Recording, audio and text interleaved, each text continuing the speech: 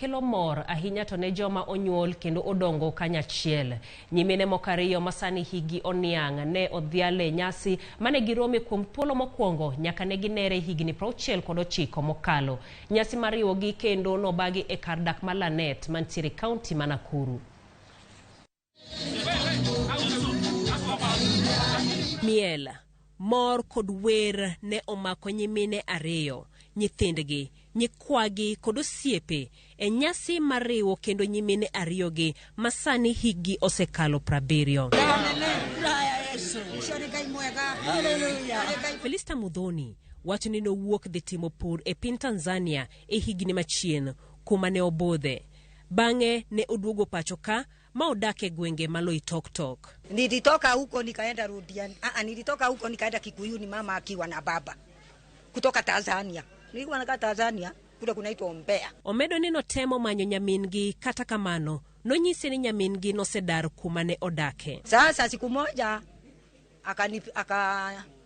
akanitumia barua na posta. Mimi nikasoma barua na nikaweka na nikasahau.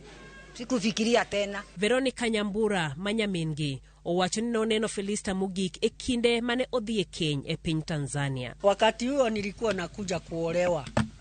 Na yeye naye alikuwa natoka kwa anti yangu Rudiani. Sasa alikuwa nataka kurudi risafu kwa baba. Sasa tukakutana hapo. Mimi namwambia mimi nakuja kuolewa na yeye anarudi risafu.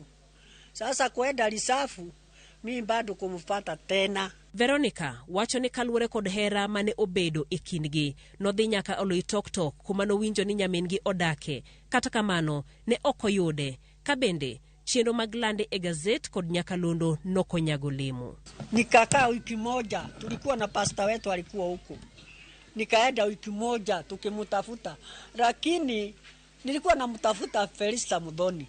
Sikukuwa najua bwana yake anaitwa nani. Kachunya ne jok tok menyo kum higni bora.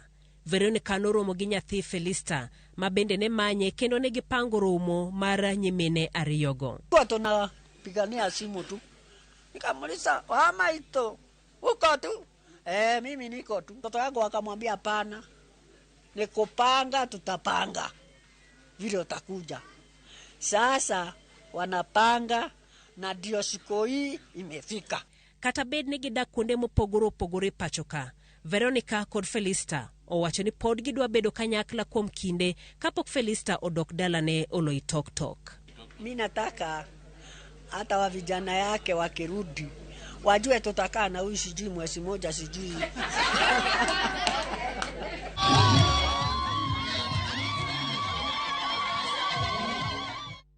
Kapod e wach no